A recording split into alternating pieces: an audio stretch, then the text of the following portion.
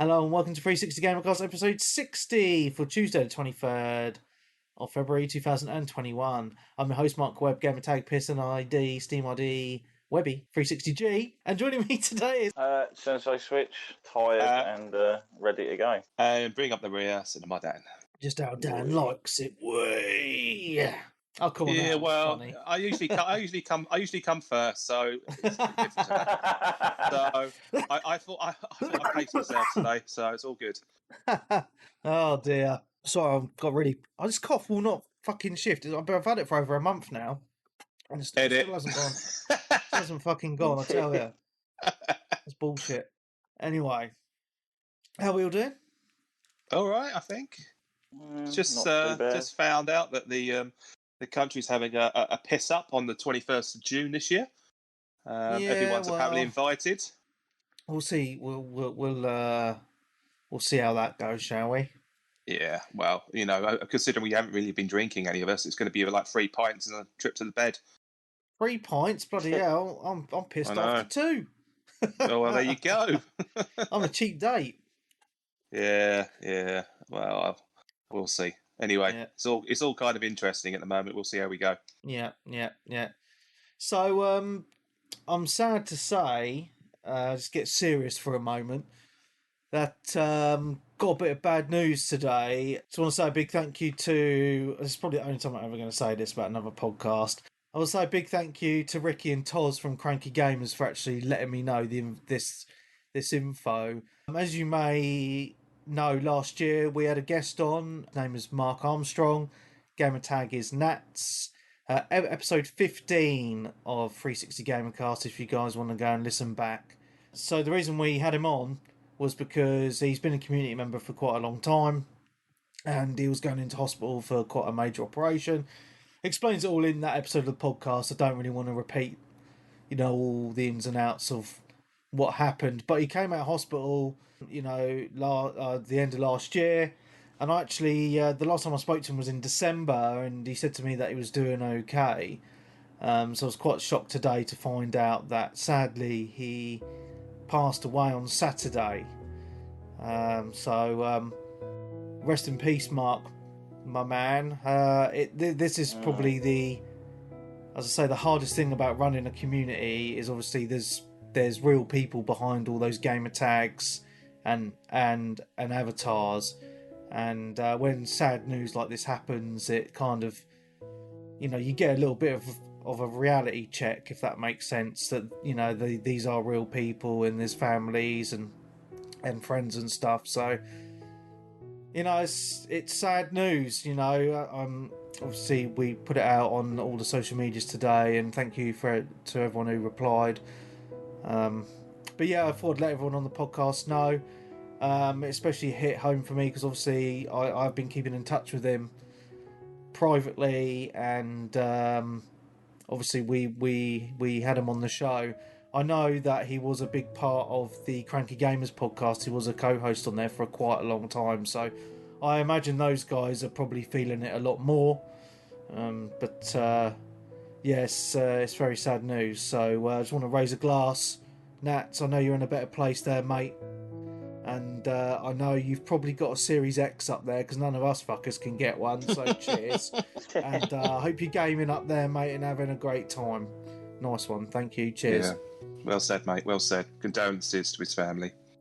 Yeah. Nice guy. He was a really nice guy, and it's always the good ones, isn't it?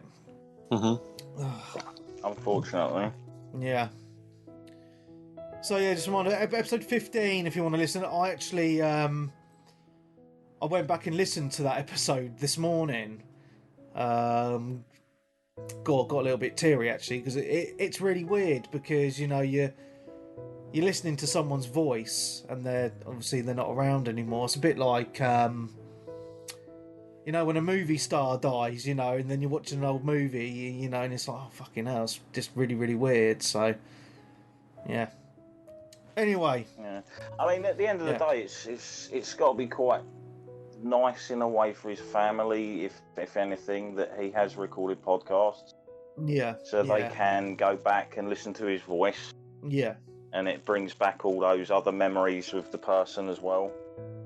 Because I know they do things now, don't they, where they can take your voices and put them into like soft toys and stuff like that for loved ones and that to remind themselves like what they sounded like and everything. Yeah, I did. I mean, because I was chatting to him, and because of his operation, he couldn't really talk properly anymore. So obviously, he didn't want to come back on a podcast because he was, you know, if you listen back to that episode before he went in, he was struggling. It was affecting his speech, wasn't it? Yeah, he was saying. yeah. You know, it's a horrible thing, you know. But yeah, condolences to his family because obviously, you know, he's got a couple of kids and that. You know, it's hard. So it's strange. I mean, like, because like the day, like, funnily enough, yesterday because I'm a member of the Final Fantasy 14 Reddit, and there was a big post on there about you know, do you know any like clan guild members who've died and what's happened? It's a bit like WoW as well. You know, you get to really know people who you game with. I mean, you know, I met most of my best friends through gaming, to be honest. You know, with you guys, and you know, it's strange when you think you don't really see these people physically much at all, but you know each other so well. You know, and you talk a lot and all that, and it was really interesting, you know, just this thread on Reddit about, you know, how people had found out like these gaming friends who they'd never even met, you know, gamed with for like 10 years or whatever had died and how it affected them, and then they had like, you know, the online funerals on MMOs and stuff that they do on WoW and Final Fantasy 14 and stuff, and it's just there's the guy, wasn't there, who passed away just before the end, like before Heaven's Ward came out. And all these different servers had like this memorial thing, and they were spelling his name out or his character's name out on the beaches with lights and stuff. Yeah, you know, and it's just, I mean, that's a nice way to remember someone, really. But I think it just goes to show the power of video games and internet. You know, people make real connections online, even though they haven't physically met in the real world, and you know, it's a nice thing. You know that people can make those connections. To be honest, I think, you know, that's really is a massive positive in gaming. But the only sad thing about it is like sometimes it can take quite a long while to find out, you know, if someone has passed or whatever. And well, that's it. You might be like, oh, where's so and so? He hasn't logged in on his account for like over a year now. Yeah, like you're none the wiser as obviously what's going on. Yeah, that's it. So,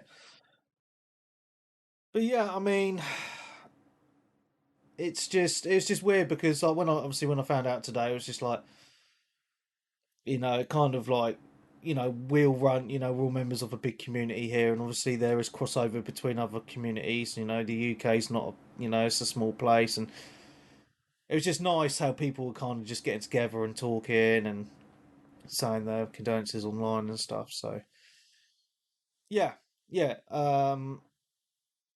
know, I just like to, you know, we'll dedicate this show to him, obviously, and try and make it as good as we can. Let's get the jokes rolling out. Come on. Yeah, that's it. But anyway, yeah, that's enough about the sad stuff. You know, it's you don't want to be down in the dumps. You know, I've always said, you know, I mean, I've known a lot of people pass in my short life, and I'm sure a lot of listeners have, and podcast co-hosts and stuff. And it's always that thing, you know. Yeah, no, it is sad, obviously, but you got to try and think of the good times, right, and those happy memories. You know, so try and live to the fullest. Yeah, you of never course. know. Yeah. Yeah. So let's get into gaming stuff, the news stuff. Yeah.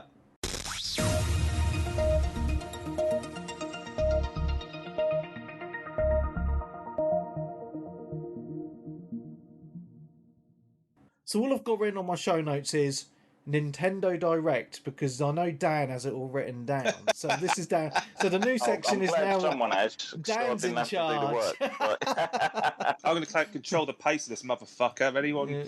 If anyone rambles, it's next. Okay.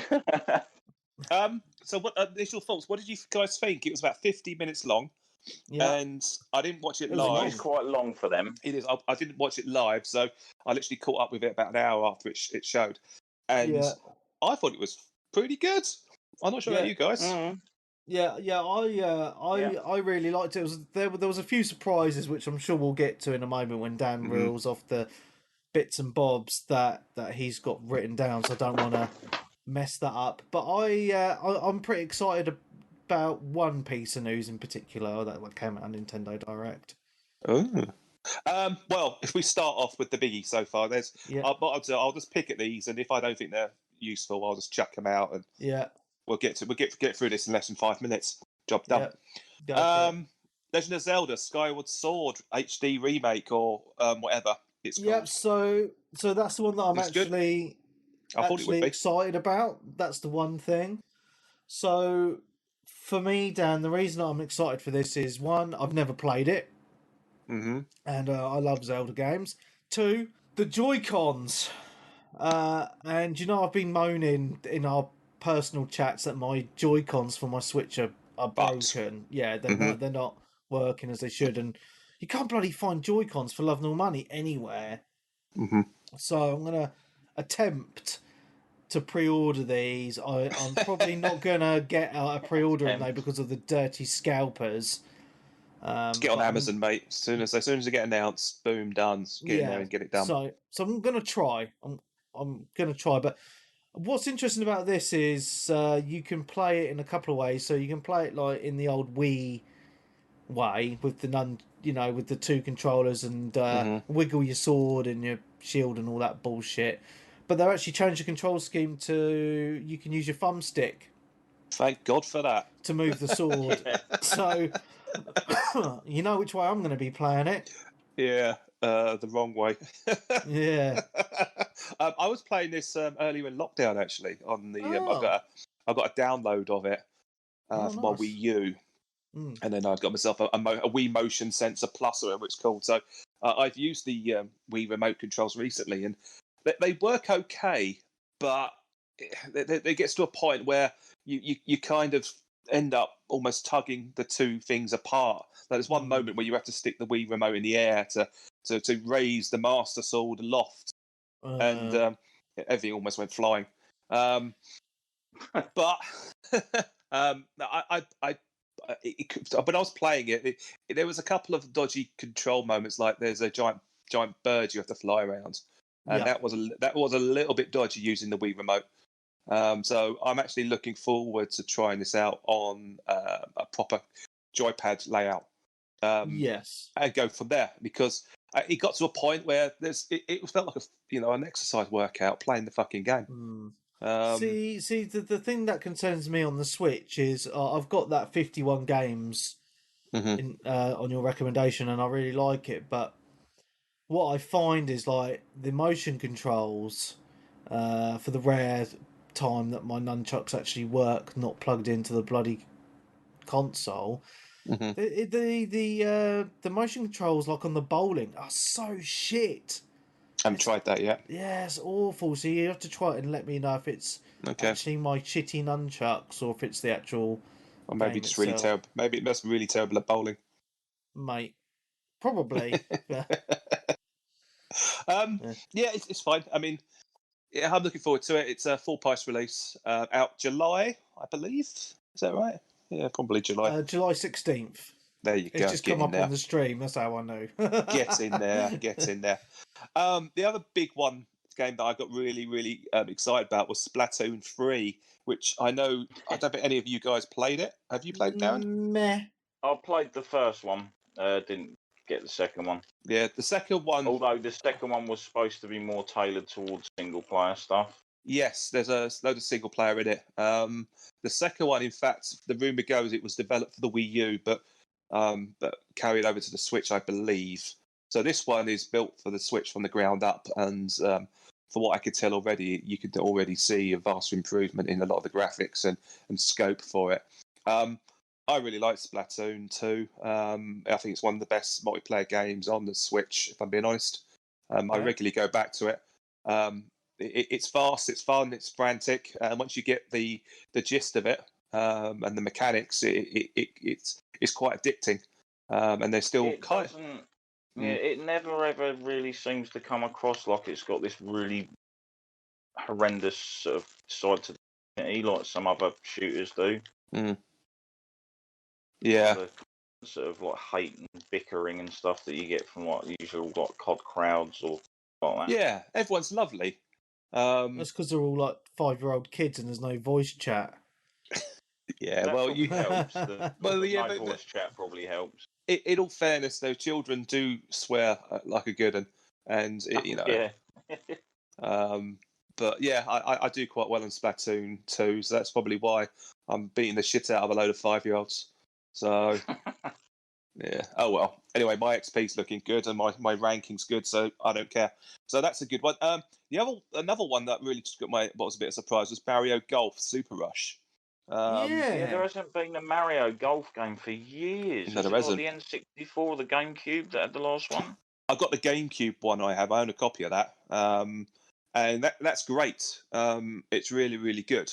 I can't remember the last Mario, but this one was interesting in terms of the multiplayer scope, in the sense that everyone tees off at the same time, and then you have to run to where you teed your ball to, and then hit it. Oh, it's like a speed golf, wasn't it? Yeah, it's like a crazy golf. It's like a golf crossed with, I don't know, I wouldn't say Mario Kart, but you kind of run, and you can put each other off running after your ball and stuff like that. So it looks kind of frantic and kind of fun. And then there's a whole load of story mode, tournament mode in there. I'm not really usually a big fan of golf games, but the Mario golf games I've always thought were quite good. So I've got behind that one. They could do some interesting things with it. Like it must have been on the Wii. Surely there must have been a Mario Golf on the Wii. If not, that seems like a really missed opportunity. They miss, it is this is Nintendo, mate. They miss opportunities all over the place. See, I see this has got motion controls as well. Well, there you go. Yeah, it's got. I've just seen on the video a dude standing there holding his Joy-Con with his, in a funny position, and then pretending it's a golf club. Yeah, he practiced that for ages by the look of it. Yeah. I mean, most people we all used to do it with was it like Wii bowling, and then like you have your mates all round and you're all drinking, and then your mate takes a long run up. Yeah, holds back, ends up letting loose like this immense granny roll that fucking crawls all the way to the end and then gutters at the last minute. Yeah. I'm looking forward to it. I mean, I'm looking forward to this. I think it's out in June, so the summer's looking really good for Nintendo already. I'm just going to pick a few here and there now. What was announced? Fall Guys was announced, Ultimate Knockout. Yeah, it's also coming to Xbox on the same day. Yeah. There you go. Bravely Default 2 should be out shortly. There's a demo for that. I haven't tried yet.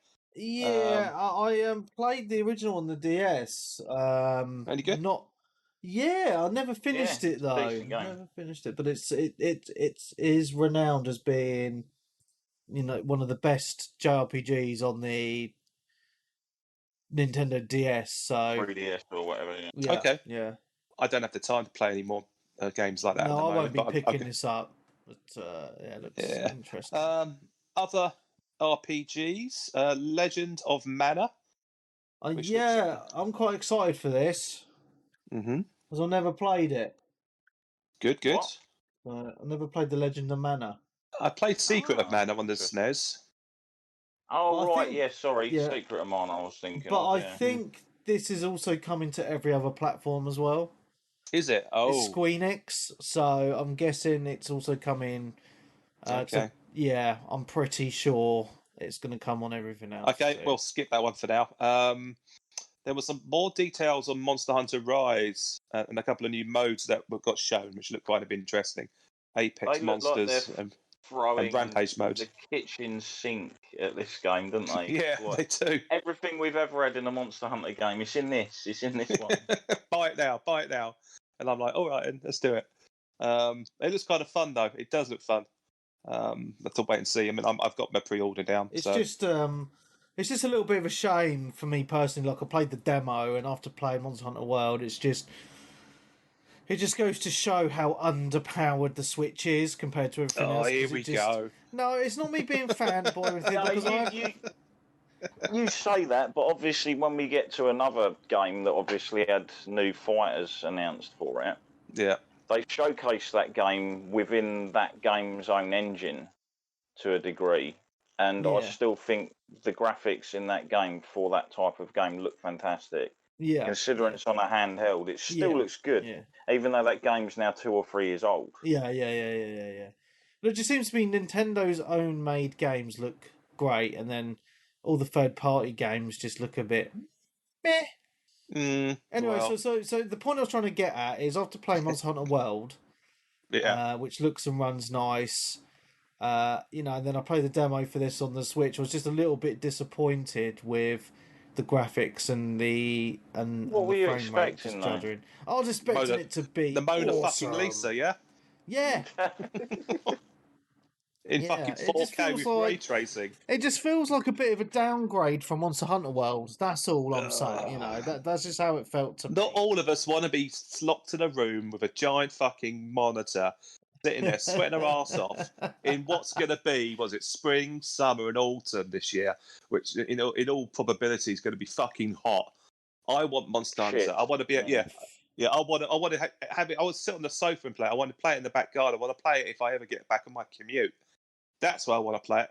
I don't want to be at home tied to my fucking TV playing it. So there. That's fair enough. Doesn't mean it doesn't look shit though. Oh, fuck off! You don't know what you're talking about half the time, mate. Well, if you buy me a copy, I'll play it with you. Buy you a copy? Fuck off! I look at the Switch as a handheld, to be honest. Yeah, same here. Same here, mate. It's called the Switch for a reason. It's the duality of being able to play it on the TV. Well, yeah. Anyway, next. I'm moving on now because you're rambling. Yeah, sorry. This isn't the Xbox Ramble. I've mentioned 2 podcasts this week now. Congratulations. Samurai Warriors 5. That looked pretty good. Yes. I'm quite looking forward to dabbling in these types of games a bit more. I'll move on to the next bit of news in a second. If you open your mind to just over the top fun rather than like story and things like that, just fun replayability with a constant like that game almost constantly has the old carrot in the stick in front of you, but in a good way. It's like everything you pretty much do in those games, like next time you go in you'll be stronger. When you do it again you'll get even stronger, and then you can do harder difficulties and get better rewards and things like that. But this was quite a surprise again. This isn't on just the Switch either. Like the announcement, I thought, is this going to be an exclusive? Because Samurai Warriors 3 was actually a Wii exclusive. Yeah. And then Samurai Warriors 4 was either PlayStation 4 exclusive or PlayStation exclusive, and that's still one of my favourite in the entire Musou series ever. Like, it's my favourite Samurai Warriors games without a doubt. It's so well polished. It's got a great roster, and they added stuff to it. Like each game, they try and rejig things, but what they actually did with that one was a vast improvement. They didn't strip anything away from the previous games. In fact, they gave you more on top and gave you more movesets and stuff to work with, which opened up the game and made it faster to play. Cool. Yeah, I'm looking forward to this. I mean, and I have to say the graphics on that look it does. Amazing. It does look. It does look good. I was actually going to say this one looks quite. I mean, it's not the type of game that I would play, but it does look nice. Yeah, it looks like they've kind of gone down a slightly cel-shaded route with it. Yeah, and gone back to the roots of the story, because Nobunaga and Mitsuhide both look a lot younger than they originally do in those titles. No idea who they are. Characters in the game, mate. Very famous people in Japanese history. Okay. You'll learn Japanese history by playing these games. Okay, cool. Next? I'm looking forward to it. So that moves on to an expansion pass coming out for Hyrule Warriors Age of Calamity, which I'm quite excited by because that game is fucking amazing. So there's no news exactly what the expansion pass is. I'm just hoping. Well, look at it this way. Considering they've got every single asset from Breath of the Wild and they somehow incorporated it into the entirety of the game, and it was churning out assets I slightly even forgot about when I was playing it. So it'd be interesting to see where they go with it and see what kind of content we actually get for our £18. £18. Yeah, you get two drops. So you get some content in the next couple of months, I think, and something else by the end of the year, I think. Mate, so with that expansion pass, it's about on par with a PlayStation 5 title then, in price wise. Lols. Well, you can get. I mean, I've got at least 30, 40 hours out of it so far, so I think it's value for money personally. But anyway, Daniel. Yeah. It'll probably be a couple of modes and some extra characters. They usually are for those games. But yeah. I think they pretty much run through a majority of the characters, didn't they, in the game? Oh, man. I've even unlocked the secret character, which... have you played it much, or is it still stuck on your shelf? No, I still haven't touched it. I still haven't touched it at all. It's literally sitting there to be savoured at some point. There is... what do I say? There is a secret character I stumbled upon, which you don't get from unlocking the main quest, which is just fucking ridiculous but hilarious at the same time. Is it Tingle? No, unfortunately not. But that would be a good shout for the expansion pass. He wasn't in Breath of the Wild, but let's get him there. Let's get him. Or at least give Link a Tingle costume. Chaos Tingle, or call him something weird. Evil Tingle. There you go, give them ideas. Yeah. Oh man, I won't say anything because when you do play the game, it kind of you unlock loads of characters you weren't expecting, which is really cool. And they all play differently. And then there's a new game plus, I guess, to a degree, where you can really go to town. But anyway, I digress on how awesome that game is. They'd spent a lot of time on something called Project Triangle Strategy, I think it was called. Yeah, which is a work in progress title, which is a really bad title. If I'm being honest. A tale of salt and iron. Yeah, it's like a 3D isometric, not very sexy Game of Thrones type of puzzle game. I think. I'm not surprised they put a demo out already. Style. It's not out till 2022, is it? I know. Well, yeah, they're using the demo as a bit of feedback, aren't they? Yeah, data collection as well. Yeah. They want to see how people play it before they adapt it, which makes sense because that's the power of the internet now. They're taking the time to invest that into their games, and they've done it quite a bit recently with some other titles, if I remember correctly. Yeah, they did it with Octopath, I believe. Yeah. So it has that Octopath art style, doesn't it? Yeah, kind of. Yeah. I think it's the same team. Yeah. So they're literally getting the feedback real time because there'll probably be like a user agreement to play the demo. So all your data all your actions or decisions get transferred off. So that's how they're doing that. What other stuff's out? Ninja Gaiden Master Collection, which I will not be getting because those games are hard as fuck. And to me, that's like having 3 levels and not being able to progress any further.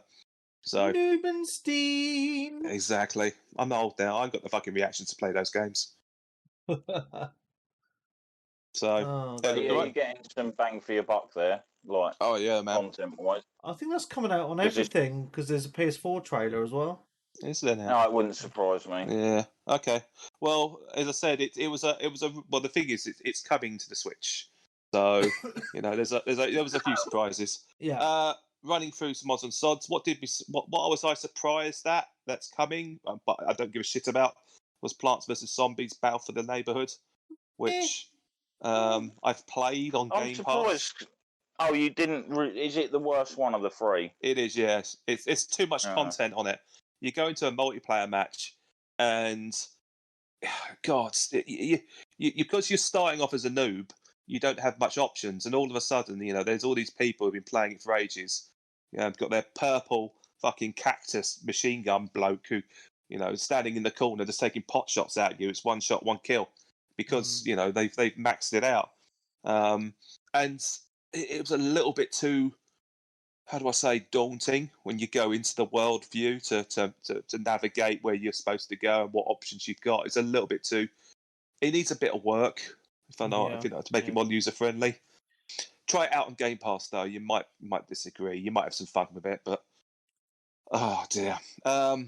Other stuff. Let me have a look. Super Smash Bros. Yeah, just a couple of new characters from what was it? Yeah, I was actually quite surprised at the characters, to be honest. Xenoblade 2.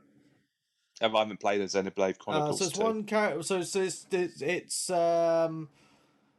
like Pyro and Mithra. Yeah, big Pyro. tits. Not wearing a lot of clothes. Right. Yeah, awesome. They're actually pretty well clothed for like female characters in a Japanese game, to be honest. I wasn't thinking about their clothes. I wasn't really interested in it. I think Webby's eyes is bigger than his fucking belly half the time when you look at these video games. I am a boob man. I just have to tell you that now. Yeah. Okie dokie. I just thought the trailer was quite well done, because I don't know have you played Xenoblade 2 at all? No, I haven't. So I've played it, so it was just kind of really weird watching that trailer. I was like, oh yeah, I know all these characters, and it's using all the same voice actors and just what was going on, because I think they used a lot of the Xenoblade assets, and then it went into Smash Bros. I was not expecting that at all. It was a really well done trailer, to be honest. Yeah, it sort of throws you off, because you probably have a few people going, hang on, is this the rumoured Smash reveal, or are they doing another Xenoblade? Yeah, that's it, yeah. In all fairness, you had Sephiroth last time, so, you can't really moan about this, if I'm being honest. Oh, no, I'm not moaning. Oh, fans will always find something to moan at, like when it comes to the Smash roster. Like, where's Waluigi? Like, if they actually announce Waluigi for Smash Brothers, I think the internet would melt down. He's going to be the last character. People are going to go batshit, mate. Hasn't Sakurai said he's never going to add him, though, or something? Don't know. I haven't played Smash properly in ages, mate. It got to the point where I just wasn't very good at it, so I gave up. It's fair enough. It's yeah. It's yeah. I'm not going to say anymore. And then really, that's it. Really, there was a couple other titles. Apex Legends is coming soon. Don't care. Stubbs the Zombie Rebel Without a Pulse. Don't care. Meh. That's the old original Xbox game, isn't it? By Bungie. Yeah, OG Xbox. Yeah. Yeah. What was it? Star Wars Hunters, free to play. Meh. Famicom Detective Club looks okay. Looked like a like Ace. What was it? What was it called? What's this called? Phoenix Wright. Ace Attorney. Yeah, looks like that a little bit.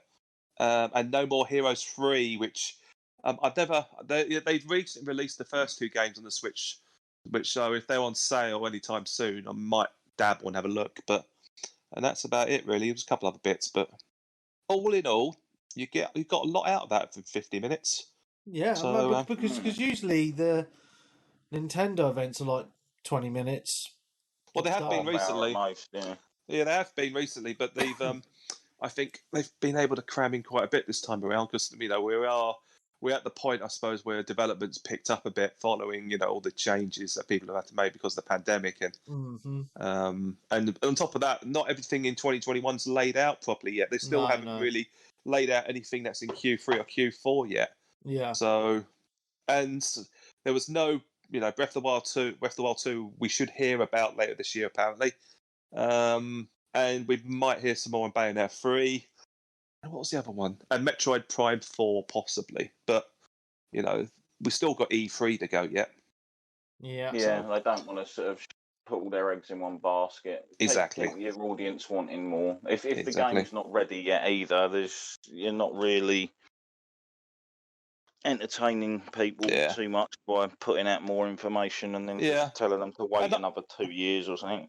Yeah, I like the fact that Nintendo sit on stuff until it's ready, almost ready before releasing it. It kind of means you're nicely surprised and you don't have to wait too long. So yeah, thumbs up from me. Cool. That was the news. That's all the news. All Nintendo news this week. Yeah, get in. Yeah, man. Yeah. It's all good in the hood. Right, so who's going first? Darren, tell us what you've been playing, my man. Right, new games. New games. I actually have Holy new shit. games to talk about. Holy Awesome. shit. But before that, old games. Yeah. So I won't mention the usual stuff I play because you've all heard it a million times at the moment, and there's nothing new going on in those. Apart from Valhalla. Valhalla did have its large content drop this week, which ended up being a patch for the free River Raids update, which is basically a new piece of content they've added to the game where you can go to another part of the sort of like the area of your base. So as long as you've started the game and you've gotten to England and you've set up your own Jorm's Viking Hall, which is basically like a mercenary sort of thing where you can like hire and fire other people's sort of like created lieutenants and stuff that you take out with you on raids, etc. As long as you've got that set up, you can go down to the docks and speak to these two other new people that have arrived and go out into 3 new areas of the game world to sail around and pillage, basically. It was supposed to be like super replayable content, and it is, I suppose, to a degree, because there's like upgrades you can get for your ship. There's armor sets you can get from completing this. So if you basically follow the main storyline through and complete all 3 different areas, you can get St. George's armor, which is like a full-on sort of like armor set with like the St. George's cross on it and all that sort of stuff. It looks pretty cool, actually. I like it. Only slight downside is when it's upgraded to the maximum rarity, the cape turns from being white into being red. Oh, weird. Which is kind of a bit, because I've kept mine at sort of like silver rarity at the moment, or I can't remember what it is nickel or whatever it is, rarity, just because I think it looks cool like that. I think they're going to be adding a transmog feature to the game like we've had in Odyssey and stuff, where you can basically just make your armor take on the appearances of other sets you own. Oh, that's cool. And such. Which is always good for those games, because you might like a piece of armor for the way it plays, but you might like the aesthetic look of another set that you want to roll around with. So yeah, I basically went in, I played through this. You go across and you raid either small military forts for basically materials that you can then take back with you to upgrade your little new mercenary hall that you build, and you can buy upgrades for your ship or upgrade your hold of your ship so you can actually hold more materials to take back with you from doing your raids, which is easily the best thing to upgrade first off, because at first I think you can only hold about 200 materials, and then the next one's 300 materials, the one after that's 400, and obviously the more you can get each trip, it's just a bit easier for you to save up for some of the other stuff. So yeah, you raid either little castle forts or big forts, or little villages to get rations. The rations things I didn't really bother with, because you don't find any raw materials there, and you don't find any they're foreign materials, not raw materials. And you don't find any of the mythic armor pieces or stuff there either. They're only in the military bases. Interesting thing is after you've done a few of these different raids, the alert level goes up, so you start getting fortifications going across the waterways. So if anyone's played the game, you get them big chains that end up going across, and stupid bandit camps that set up archery stations and stuff, so you have to jump off and kill them all before you can sort of hike it further down the river. So like, yeah, the alert level goes up, and also once you've raided somewhere, you've got to wait about 1 or 2 turns for them to rebuild that place, because obviously it's been devastated and there's no one there, so there's nothing to actually raid from it. So you can skip between the 3 different places. There's new skills to unlock as well on some of the locations, which is easy to see because you'll go into the map and you'll see like the little gold dot to show you there's a ability or something of interest in that zone to get. So you start off with 2 places. One of them's the River Severn. I can't remember the name of the other one. Okay. Is this free DLC, Darren, or? Yeah, it's completely free. Yeah, and it's going to be there the whole time. It's not. It's not timed. It's not just timed. No. Awesome. Which is I think this is basically a skeleton they've laid down, and they're going to constantly add stuff to this game mode over time. Because the map for it looks like they could easily add other maps to it. Yeah. But yeah, sorry, like I was going to say, you'll get the first 2 maps. On those 2 maps is secret documents. Once you collect both of those, you'll unlock the 3rd location, which is where there's a lot of boss fight against someone there to get like a special weapon as well, which is kind of cool.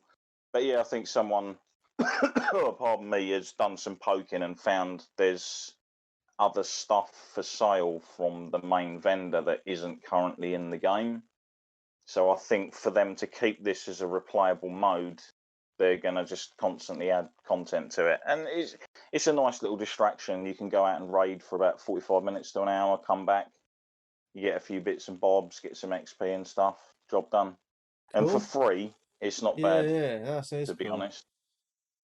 I mean, they supported Odyssey with like some pretty damn good free DLC over the time. So we'll see where it goes. I think they're going to do something else again for another event around Easter sort of time as well. So we'll see. But yeah, moving on to actual new stuff. This weekend I downloaded the Guilty Gear Strive beta. Ooh. Guilty Gear Strive. Yes, this is like obviously the latest in the Guilty Gear series Arc system. Basically, like probably the best looking 2D fighters on console at the moment, or on anything, to be honest, as far as I'm concerned. Cool. So yeah, it had issues at the start. Like everyone was like struggling to connect. It kept saying can't download R code, which not sure what the hell that actually means. But early Saturday morning, I thought I'll try again and I'll log in because it was a timed one. So it was only open for a little while, and I got in, and I was actually quite surprised what you actually got in the beta. Okay. So you got access to pretty much every single character from the game's roster, bar 2, which was the previous one that was announced. I can't remember his name because he's a brand new character, and you didn't have the character that was announced, I believe, yesterday, which was Ino. So I don't know if you recall who that character is, Dan. It's like pretty much used to wear like a big red witch's hat and use a guitar. No. I'm watching a trailer with that character now. Yeah, you'd probably recognise it if you saw it. Sort of a thing. I think it's been in there like as an end boss, I think in the first game or very end game character. Okay. And then sort of became a regular throughout the series. But yeah, in this, you had access to all the characters, bar the 2 of them. You could do 1v1 against the computer. You could do training. You could obviously do online. You couldn't access the story or the time trials, or I think it was like survival or something else that was sort of like blocked off. But pretty much everything else, they would kind of like just go crazy, try and obviously bust the network and do all this, because a lot of these betas for fighting games, it's to basically make sure their network's code is up to scratch. And a lot of times they really aren't to a degree. I love the art style on these games. It's absolutely beautiful. It was awesome. Yeah, this is coming out, I believe, on PS4, PS5, and PC. Okay. Because I've noticed there's been a sale on the old Guilty Gear games going on PC. I've got Guilty Gear Xrd Sign Revelator on the PlayStation 4. Yeah, they're all great. Like you can get some of them dirt cheap. Like I believe Revelator 2 was on PSN the other week for like £5.80 or something. Absolutely stupid. And you're just like, for what you get. Like I know those games aren't everyone's cup of teas, and to be honest, Guilty Gear is quite a technical fighter. It's not just a button mash. There's quite a lot of different things to learn. on it. But I enjoyed what I played. Maybe it's because I never played the last one as much. It looks like they might have scrimped on the super moves to a degree. Is it another one of those fighters, Darren? Is it another one of those fighters where they release an initial roster and then they're like, oh, here's some more characters for like 20 quid? Its Arc system works. It's definitely going to be like that. Be doing that. They've literally announced and said this is the initial launch roster. Oh, yeah. God. Rather than actually, and it's kind of annoying because there's a ton of favourites missing, and you know they're going to be rolling them out bit by bit, and it's an annoying tactic because I know why they do it. They try and keep these games as relevant for as long as possible, and to keep people playing them and keep the online going for as long as possible, they just drip feed characters every couple of months to keep people playing it, to keep people coming back and everything, and but it ends up and being for like esports and all that kind of stuff. They are, in my opinion, fighting games, and to a degree, like sports games and some other games, they're the biggest cash grabs, like for some of these companies. Yeah, I mean, it just ends up being like a 200 quid plus game, you know, if you buy the characters. And they're not too bad on those, to be honest. I mean, Dragon Ball FighterZ kind of has like 3 season passes, but you can pick the game up for like 15 quid, and then the season passes are cheaper than that. Yeah, the season passes are in sales for like half price. So eventually, if you hold off on them for a little while, you can pretty much get the game plus almost the game's characters again for like 30, 40 quid. Yeah. It's just how long you're willing to sort of hold off. But I really like what I played. I'll be picking this up on PS5, although you can get the PS4 version and get a free upgrade to 5. But I just would rather get it on the 5 version because I haven't got many 5 actual games at the moment. I can't imagine it looking any different. It's the same price. I can't imagine it looking any different because it's that cartoony art style. Crisper. Yeah, it'll look crisper. That's mainly what it'll be down to. It'll load quicker as well. Yeah. Oh yeah, of course. Well, although when it comes to the online, you've both got to load in at the same time, otherwise it's going to cause issues. Yeah. The other thing I did have a little muck around with, it was kind of weird. So in a lot of the Arxie's sort of online games, they have like the online components. And they're kind of now turned into little lobbies where you move an avatar around and interact with the other people, and you'd go off to little arcade machines to queue up for like 1v1s and all these other bits and bobs. Well, the one in this one, you create like a pixel dude. Right. Almost like a sort of like indie pixel game. It was kind of weird. You got to choose like whether you wore a hat or t-shirt, the colour of it, your eyes, your type of trousers and shoes, and you do unlock all weird clothing and items for these avatars and stuff as you play through the game, and you do these silly little things like there was, I think, fishing modes are what you use in a majority of them, where you'll win matches, you'll win coins, and then you use those coins to go fishing, and you get random items like new colours for characters and things like that. It's kind of like the gacha aspect, which is obviously kind of popular, but hey. Like I say, I enjoyed it. It's got some interesting, cool little mechanics. So each of the levels now look like they've got like 3 parts to the stage. So if you do certain moves really close to a character at the edge of a screen, you'll smash them in midair, and they'll go like flying back into like the next part of the stage. Like in Mortal Kombat. Yeah, sort of like Mortal Kombat did, Dead or Alive did it, and other things. But yeah, they've now added it. Yeah, they've now added it to this as well, and it adds to the sort of cool cinematic feel to it and everything. And like, I'm really interested to see what they're doing with the story, because like some of the way the fights start, where you get the camera panning around them and they have a little talk to each other and stuff like that. It's all very sort of like anime, shall we say?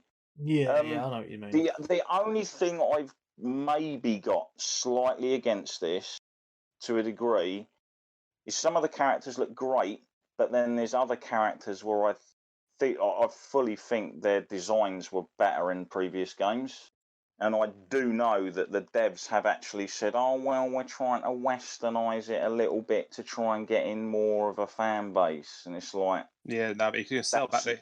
You can sell the costumes at a premium. Yeah, that's not really why we play your games. Like, if we wanted more of a Western game, we'd play more of a Western game. Like, kind of a thing. And it is quite hard for newcomers to come into like certain fighting games because they are very technical. Yeah. And the horrible tightrope they have to walk as a developer of a fighting game is trying to balance that accessibility for new players, but still keep it challenging and very technical for proper fighting game people. Yeah. Like, obviously, we have people in our community, like, is it Hurricane? Yeah. Like, take fighting games like proper seriously, you know what I mean? Like, learn all of the input, the frame data, and all of that kind of stuff. You kind of have to try and satisfy both groups, because there are certain games that have tried to appeal to a new audience, but they've kind of pushed more of their hardcore audience away from it. Yeah. And it's usually the hardcore audience that keeps that game going and gets the hype around it and gets it involved in like the online tournaments and all that kind of stuff. So, but yeah, anyway, I've waffled on long enough about that. Mm-hmm. It's out, I believe. Is it in April? Early April? Is it April? I don't know. Yeah, I think cool. so. I think it's good. early That's April game. Soon, so then. Yeah, so you've got that and Outriders out in the same month. So that's going to be a pretty awesome month. And the last game I'll really talk about is Persona 5 Strikers. Oh, I've got this coming tomorrow. See, now, this really isn't what I was expecting in a good way. What were you expecting, first of all? I expected just a straight-up Musou game. Right. What's a Musou game? Please explain it to people. Well, like a Dynasty Warriors, just like a main, like, full-on hack and slash. Like, you have a little bit of Persona stuff here, and then it goes into the where you're running around beating the shit out of everyone. Right. This is almost an RPG-styled game with Musou moments. Oh, nice. So, yeah, so there is a ton of story and text and stuff to go through in this, like when you're actually playing it. All right. Okay. So if you like Persona or Persona 5, this is going to be right down your alleyway, because it really does feel like a full-out, true and true Persona game. Does it feel like a sequel? Yes. Yeah. To me, it does. Yes. That's what I've heard as well. Yeah, the storyline continues straight on after the original game. Oh, that's cool. You come back to the city on summer break, and then you hook up with all of the old members of the Phantom Thieves again. That sounds pretty good, actually. Yeah, something happens, and then you're basically drawn back into the kind of stuff that's going on. Mm-hmm. So you go around the map, you explore all these familiar locations. Like I said, there's the same characters. I think it's the same voice actors as well. Doing it in the stylization of the game is like straight up Persona, like the pause menus, the characters. Is it awesome? It's fucking great. Yeah, it's really good.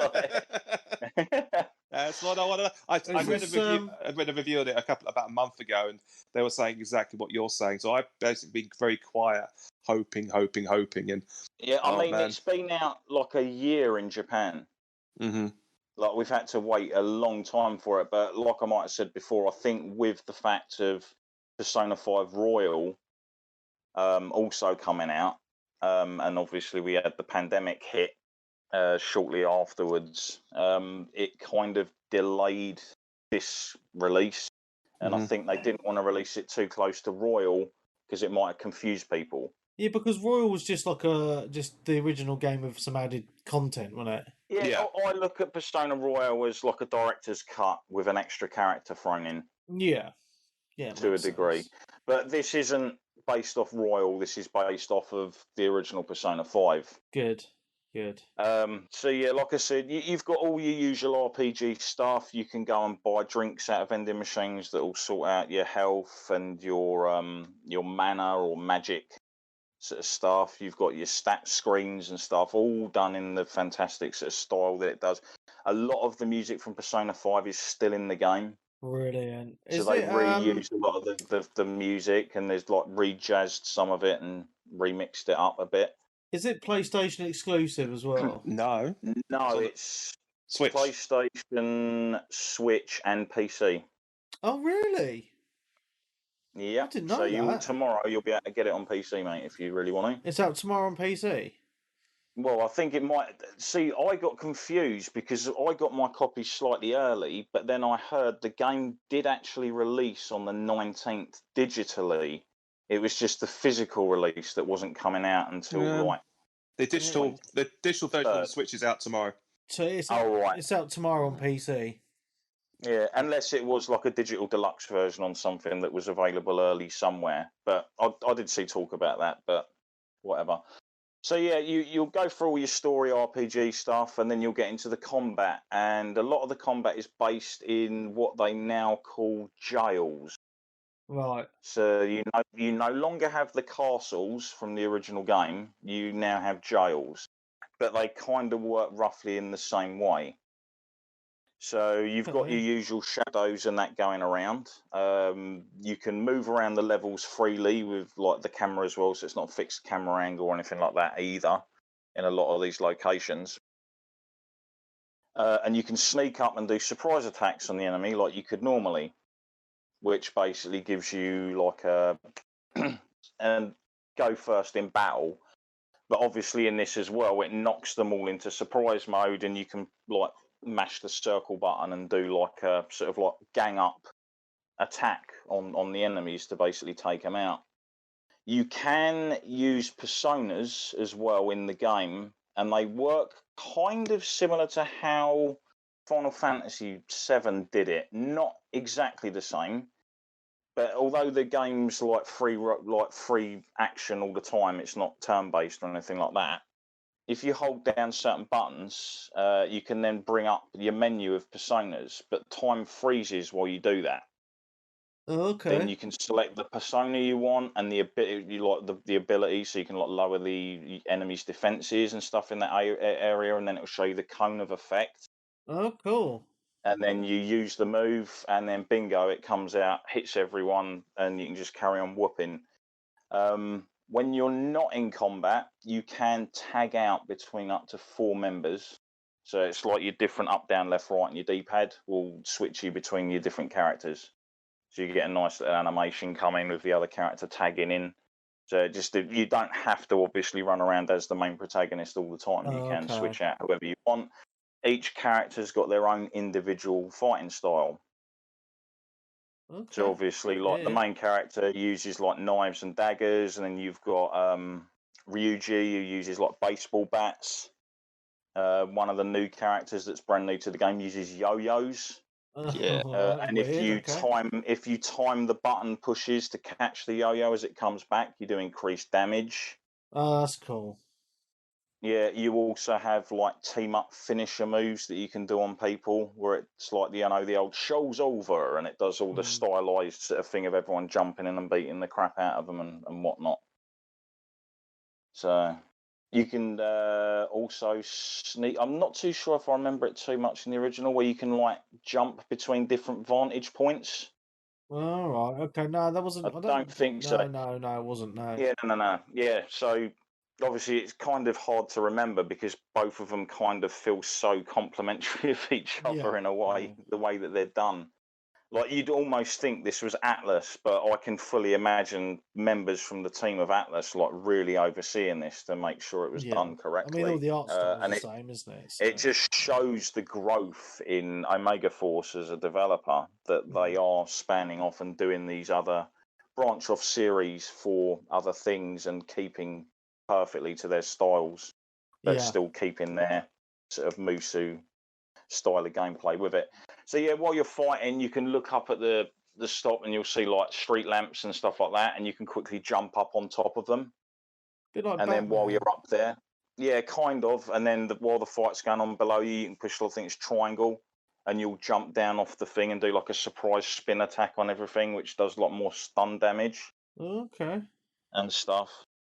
But yeah, I was in one of the jails, the first one. I haven't fully finished it yet, and I was in there for a good hour or so. But you do get the point where you can jump in and out of the jails to sort of like leave and regen your health or buy new bits and bobs and then jump back in. And the game does actually say there's no punishment or anything if you do actually want to play it that way. Whereas obviously in the original game, you're on a constant strict time limit. Yeah. Sort of a thing. So yeah, if you're a fan of the Persona games or just even curious about like the kind of game it is, I fully recommend checking it out. Cool. Awesome. Nice one, mate. Thank you. This looks good. I'd like to see what you think of it, Dan, when it obviously turns up. Yeah, well, it'll be here tomorrow. I'll probably not get a chance to play it until later in the week. So when did you order yours, Dan? Then did you pre-order ages ago? Then ages ago, yeah. This has been off my radar completely. It looks great. I think I'm going to get this. Yeah, I think you'll love it, Webby. Like I say, it's got interesting new gameplay to it that feels really fun, and obviously still keeps a lot of the old RPG-esque elements of the original. And obviously you're revisiting characters that people like. Yeah, I mean, I love Persona 5. I was just really pissed off when they brought out that other version, that at full price. I was like, I was just like, why? I fucking hate it when games companies do that. It really just annoyed me. Champion Edition. This looks good. Yeah, but this looks awesome. So all good. Yeah, that's me done. Wicked, man. Cinema Dan. Yes, hello. Should we talk about it? Games night, or the gamer night we had on Friday, because we haven't touched upon it yet, have we? No, it was fucking brilliant. It was a really good turnout. I'm really happy with that. Yeah, so big thank you to everyone who joined in or popped in and said hello. Yeah, so we had a few people pop in and say hello. So Trip McNeely came in for a little bit, and then he had to go because his missus and kids came home. The joys of being a family man. But so we started off. Well, I didn't join till 9, but the guys tried to get into Wreckfest, and the servers weren't having any of it. So we all jumped into Battlefield 5. And for a lot of people, it was the first time they'd actually played it. And we had 3 squads going all on the same team. And poor old Ruski on the opposing team all on his own. couldn't get onto our side at all. No, it's that classic Battlefield problem, isn't it? I mean, the squads can only have 4 people per squad. So it was a fight to all get on the same team. And then, but we did, as I say, we managed to get 3 full squads going on our team, and then Ruski did try really hard to get onto our team, but he just couldn't. So he was stuck. He dropped out the server and couldn't get back in. Oh yeah, he was stuck in a queue, wasn't he? Yeah. So after a little while, we got words from Ruski that Wreckfest was working again. So we all headed over to there and did some car banger racing, basically, and which was so fun. Added a hilarity. They got an interesting function in there whereby the room before the race can volunteer, or they can nominate someone to kick, and if there's enough people wanted to kick them. So Webby was being victimizing various people who won the previous race. And hence and then the 360G lot basically just piled in and kicked all the winners out. Yeah. So and my missus was sitting next to me going, "Oh, you're so mean," and then one bloke voted to kick me, and we were like, "Right, we're not having that," so we all voted to kick him out, and he got kicked. Well, we just followed suit. But it was entertaining. It was funny. Just before we move on to Wreckfest, I just want to say, really impressed with Battlefield 5. The multiplayer was ran seamlessly. We all got in. So apart from Ruski, the graphics and gameplay, a lot of fun. So I want to do that again. But Wreckfest, Dan, I think that had the most laughs because it did. Yeah, I think we need to spend a bit more time with it to work out what the functions are, what we can do with it. Yeah. I mean, I've been playing some single player this week on it, just getting my practice in. Practice what? Ramming people? Yeah. So, but because there's going to be another game of night this Friday coming on Wreckfest again from 8 p.m. So that's Friday the 26th of February, 8 p.m. If I'm not on, join Peebs' party because Peebs is going to be starting at 8 o'clock. I sometimes can't get on that early because of the kids. So feel free to join the party. The party will be open. I did get a few messages on Twitter this week saying that people couldn't get into the party chat. I don't know why. Because it was full up. Was it full? I think you can have like how many people can you have in a party? I don't know. 8, isn't it? Or was it 10? No, it's more than that now. We had about 8, 9, 10 people in there at one point. I don't know. It was fun though. It was fun. Yeah, I mean, if you can't get into the party, just ping us a message and we'll send you an invite. Just to get in with us because it is a lot more fun when we can all chat to each other. But I love the options in Wreckfest because you can do normal races, but obviously because it's Destruction Derby, you're all smashing into each other anyway. And then we actually found the mode where it's just a big ring and it's just the last man standing, and that was bloody hilarious, wasn't it? It was. I think originally we decided to opt for racing sofas around first of all. That was a bit shit, to be honest. Yeah, a bit painful. But then we upped the ante. Well, but we had the guy whose server we were in. He was in control, so he opted to make the race 20 minutes long, and we were racing around bus. I had a bus at one point, just ramming into people, trying to get as much score as possible. So 20 minutes of monotonous smashing up. Yeah. It needs a bit of work, if I'm being honest, but we had fun.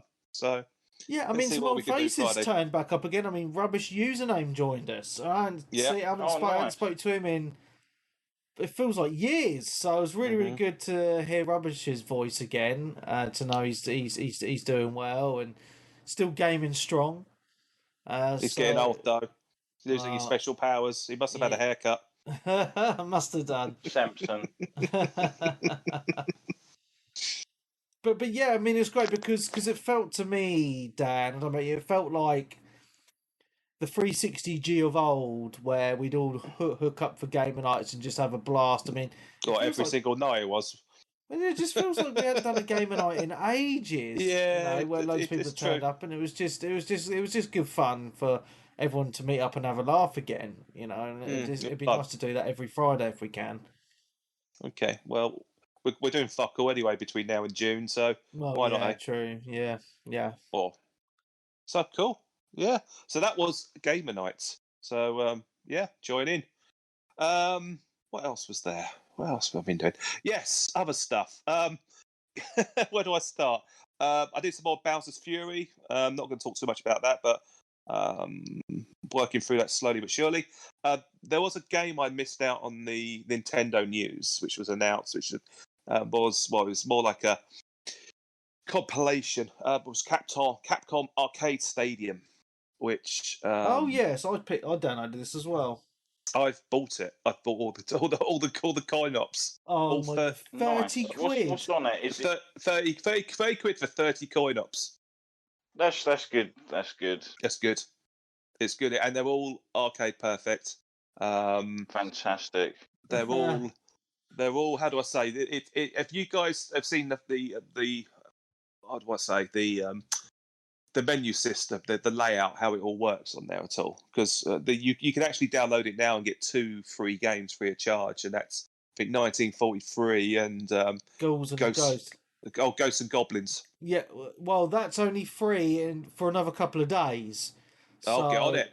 So you need to download it now. By the time you hear this, it's gone. So you need to download it now, otherwise you're going to have to pay for it. So get on it, man. Yeah, but 1943 is always free. Yeah, I mean, Dan, I like the layout too. I think it's nice. Yeah, the only thing I will say, I have to have the Well, you go through and you kind of like you got this virtual arcade with all the coin ops lined up next to each other, and you scroll between them, or of all the ones you have unlocked or about to unlock or whatever. And the idea really is that you go into each one, you simulate and putting a coin in, and then you present with loads of options, and you can play the game as you would sit down at a normal arcade with all all the difficulty levels as per. As you would expect, and then there's other modes, like there's world rankings, online rankings, where you can do a timed mobile score attack, which goes up against other players across the world, and there are parameters for reaching in order to qualify, and I'm a bit shit at the moment on some of them, so lots of practice still there. But you've got all sorts on there, really. You've got I think, but at the same time you've got some repeats, so you've got 3 different versions of Street Fighter 2 on there. You've got the 1943 games. You've got some oddities which I thought were pretty cool, like Forgotten Worlds, which I haven't played in years. Is that really weird one on there? Yeah.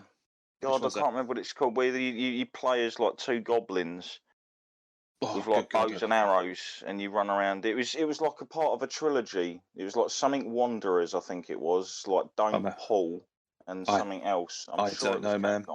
I don't know. I'm just going to have a quick look. AVP? No, it's not on there, man.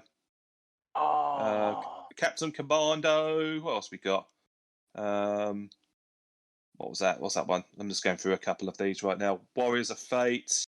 Powered Gear. What the fuck is that? I haven't got a clue. Cyberbots. Knights of the Round? No. Battle Circuit. There's still a ton they can stick on there. Yeah, Geiger Wing 1944, Pro Gear. I mean, you don't have to buy all these up front. You can buy individual packs for about $11.99 each. My favourite one, where was it? I can't bloody remember. Anyway, there's one on there which I thought was a really, really good shooter. Anyway. UN Squadron? I don't think so. Oh, no, that's not it. Give me a second. Oh, fuck it. I don't know. I've just gone through it.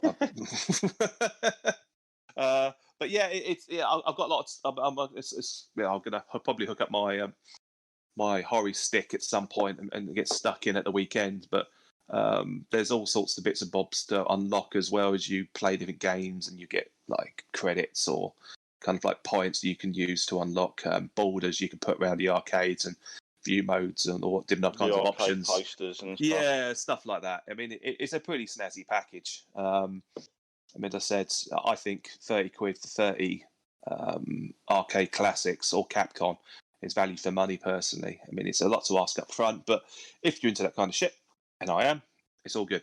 Yeah, I saw Nintendo Arcade playing it, so... oh, cool. Yeah.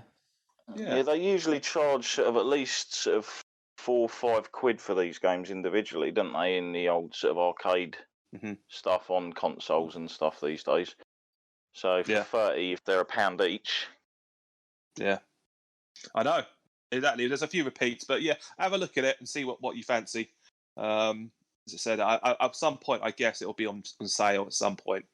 But, you know, I'm up for a bit of arcade action. It's all good. Cool. Other stuff I've been playing. The other new game I got hold of, and it was originally a free to play for the weekend, and that's Fuser. I played it on Xbox. What was it? What's the best way to describe it? It's it's not like DJ Hero at all. It's more. It's more like it's not really kind of headlining your own festival. It's what is it? It's a mix simulator. It's a DJ mix simulator. Yeah, it's a unique animal, isn't it? It's weird because when you start playing, because it was free, I didn't really. I started playing it on Friday. Was it Friday night? Yeah, Friday night, just after the gamer night. I was up to bloody 4:00 in the morning playing it. Jesus Christ! Oh my goodness! I know. I proper insomnia that night, but then again, I did have a nap and I was fueled on caffeine. So, yeah, it's when you start playing it, you kind of. I'm not too sure about this because you're going through the opening festival stage, so to speak, or the opening kind of section, and it kind of slowly drip feeds you what you can and can't do. And at first, you think it's pretty limited, and then all of a sudden, there's a eureka moment when you go, "Holy shit!"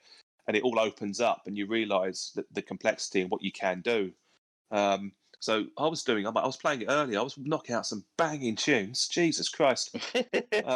You can actually create your own loops and stuff, I believe, in the actual proper game and that. I haven't been particularly clear about how it works. Is that I mean, I used to DJ in pubs, and I was, known as Captain Crossfade.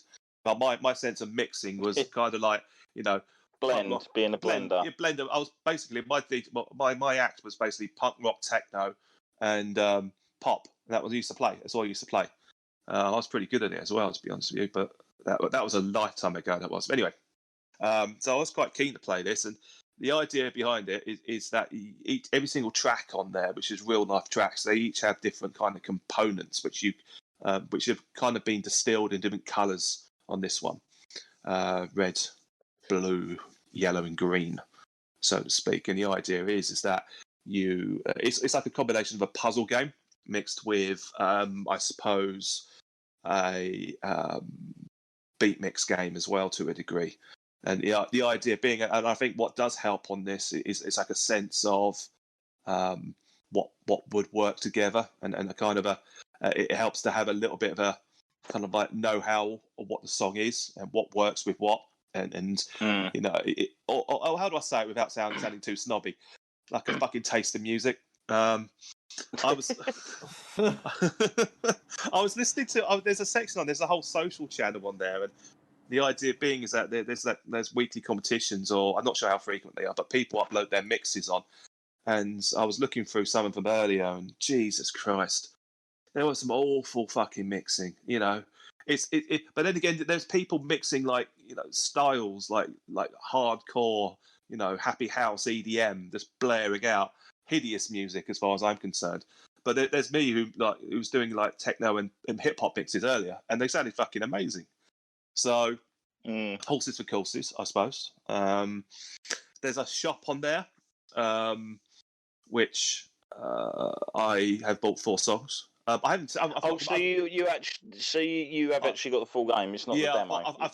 I forgot to mention after, but it was only unlocked for 3 days. And last night I crumbles and I got a third off. I think I've got it for about 38 quid as opposed to 60, which I thought was a bit steep. It's still quite an expensive title, isn't it? It is. You're paying for a lot of. You're paying for the licenses essentially. So you get a load of games, and even on when you do play the game, you haven't. It'll take a while to unlock everything, even with all the tracks. So I bought 4 songs as well. So I'm kind of like picking at this one because it's hard to get into really. What did I buy? I bought EMF's Unbelievable. Nice. Eck and the Bunnymen, Lips Like Sugar. What else do I get? I got Sugar Hill Gang, Apache, and Gravel Pit by the Wu-Tang Clan. So you could get a sense of what I was DJing earlier. And the only thing, there's a couple of bits in it which I don't like. For some reason, it insists on putting country music into it, and country music is by and large, modern country music is by and large dog shit on toast. They do have a bit of Dolly Parton in there, Jolene, which is good if you get the drift. But anything, Shania Twain can fuck off. So yeah, telling you the right music, and the store as well. It's like there's some hideous songs in there. The game's quite expensive though, Dan, isn't it? It is nice to have a diverse list like that. That game has got quite a lot. What I did learn, because you're not the problem I suppose you had with Rock Band or DJ Hero or even Guitar Hero is that you had one song, and because you can lift certain beats or bass lines or pianos out of certain songs and drop them into others, you don't have to listen to so and so's vocal if you don't want to. So the idea is you can actually build up some decent tracks from bits and bobs here and there and make them sound completely different. I'm having a great time with it. It's quite expensive though. Oh yeah, it is. It is no doubt about it. That's why I bit the bullet last night. Because I was playing it, I want to get more into this, and 60 quid for the base game, digital download. There's no physical version of it. I know. Yeah. £100 for the VIP version, which I was like, but with that you get a load of games, songs, tracks, and I was looking through the tracks, and I'm like, don't like that, and I'm slowly but surely buying odd here and there. And the next one I will get, and this is for Mr. Peebs, and it's Bananarama Venus, and I will be buying that at some point. So yeah, it's fun. It is fun. It's a little bit fiddly. It's going to take a little while to get used to it, but I'm gonna persevere and get on with it. It's good. I'm enjoying it. Cool, bro. Cool, bro. Yeah, no worries, man. Other stuff. Any Phil Collins? Phil Collins can no. I won't say. Mano is asking if I it's Phil don't think there Collins. is a single. I think there might be one. There isn't one. Oh, I checked. No, there isn't one, and I'm not going to even purchase it. They can fuck off, as far as I'm concerned. And then what else was there? Oh yeah, I've been playing through Gears 5 with our very own Mr. Stuntmaster. Stunties? What? PlayStation fanboy's been playing Xbox? Well, he's a video game connoisseur to a degree who likes playing on PlayStation. And I know, I'm just jesting. Yeah, I know, and you do, yeah. Give him a break. Give him a break. Because the pair of us are shit at Gears. I'll tell you that now. Well, I saw you both playing it, and I've re-downloaded it, and fuck me, it takes up like 140 gig of hard drive space. That thing. Does it? Insane, yeah. Yeah, man. Oh, you must have a 4K version downloaded or something. Oh yeah, it's PC. Yeah, PC Master Race, mate. It's not as big as a regular Xbox. Yeah, to download the extra texture packs. And obviously the DLC, the Hive, because I've not played the Hive Busters, so that's what I want to play. That's okay. So. That's about 4 hours worth of content. It's not too bad, actually. It's quite refreshing. It's not repetitive, and you go to new areas, and you get a whole new load of new characters, and you get a returning classic character as well. I won't spoil here. No, I mean the game was glitched for me because I looked at my achievements and it said I hadn't completed the game because you get an achievement for finishing the game, and then it's like right, I was thinking to myself, I'm sure I completed it with Peebs. Anyway, I reinstalled it and I loaded up the game just to go on the main menu and add more downloads. As soon as I went onto the main menu, the achievement for me completed the game pinged. Hey. How fucking weird is that? That's so random. But yeah. Hey. Nice, yeah. Well, the thing is, I've played a lot of the multiplayer on Gears 5. A lot. Yeah. And I was actually further down the pecking order in terms of the narrative on the story completed than Paul. So he had to replay a load of shit to get us up to speed again. So we got to the matriarch, kicked her ass. Cool. After we had to nub it down to beginner because she was kicking it. She was a little bit tricky. Yeah. And then now we're just going to rinse it on beginner for the rest of the game because might as well. Yeah. It might as well. Fuck it, don't care. Otherwise, you just die. We were dying too much, and the problem with playing 2-player, one of you gets into the rhythm and the other one dies, and vice versa, and it's like, so we might as well just sit back, and not die and have just fun. Enjoy it. Yep. That's what it's about. Yeah, good man. It's good. And other stuff. Last thing really is that I watched all 6 Resident Evil films last week. Holy shit! Wow. Wow. They're so terrible. I fucking love them. I love the Resident Evil films. So some of them are CGI, aren't they? No, not those ones. I'm talking about the ones with Mila Jovovich. The ones directed by 4 of them are directed by Paul W.S. Anderson. 2 of them aren't. In a quick capsule review, the first one is fucking awful. Dated really badly. But it's still the best one. No, it's not. It's the worst. It's the worst. It's the worst. I tell you that now, man. The first Resident Evil, it kind of set a precedent. It kind of didn't know what it would become. So I was upset over that first one. Why? Because I was thinking I was all going to be in the mansion, and then within about 10 minutes, you're in this underground fucking base of the mansion. It's badly edited. It's got blaring, awful, heavy rock and techno blaring out the mix. It's not gory. It's all badly cut away when someone gets shot or eaten. It's terrible. And the liquor, fucking hell, man. I mean, I could have drawn something better with pen and paper. The second with one your toes, with my toes, exactly. Yeah, the second one's not much better. It's got Nemesis in it and he basically goes around going stars, but it's not CG. It's a bloke in a fucking rubber suit. Yeah, with wearing bin liners. Don't forget. Yeah, pretty much. So old Mila has a fight with him, and she is literally kicking a man like a Guy Fawkes guy who's and he's literally kicking the shit out of him. And it's really badly edited again, and it's really badly plotted, and it's fucking terrible. Number 3, however, is actually looks like a fucking film. It's actually quite good. It was probably the strongest out of the lot. Number 3. I'm going through this quickly, by the way. Everyone's falling asleep. But what I will say is that when part 4 kicks in, 4 onwards, the whole series ramps up a gear. It knows exactly what it is. Paul W.S. Anderson's come in. He's learned a bit more about fucking directing. He's learned. He's got these 3D cameras in tow, and he doesn't give a shit anymore. He's gonna have fun. And the rest of the franchise, holy shit, it's fucking nonsense, gibberish. But the editing's better, the gore's better, the action's better, and the plot is still shit. I fucking love those movies. Is the 4th one the one where they pulled the guy in from Resident Evil 5, I believe it was, with a big hammer? Yes. So he's in it, yeah. At the beginning of the film. It's in the middle of the film, but you also see the guys with the big hammer again in number 5. Number 5 is actually Resident Evil Greatest Hits, when all the dead characters from the previous films come back as clones. So it's every single film's like a fucking level in a video game. So the problem, if you just watch one of them in isolation, yeah, you're not getting the full effect. If you watch all 6 of them back to back over 2 or 3 days, it's like watching a video game because they get more and more ridiculous. And come the final part, it's like, come on, the payoff's great, and they're all shit, but I fucking love them. There you go.